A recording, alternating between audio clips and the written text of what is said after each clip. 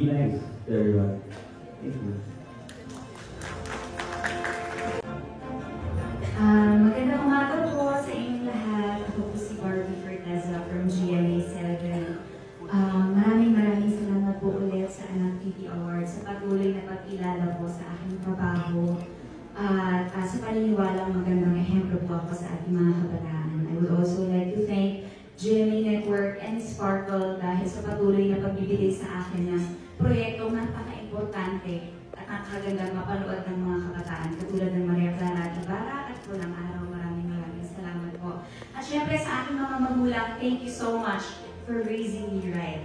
At ngayon na, I get to share my influence and hopefully I get to inspire a lot of young people. And ako po, in return, patuloy ko pong gagamitin ang aking platform at profession to encourage ang ating mga kabataan to be good and to do good. Thank you so much.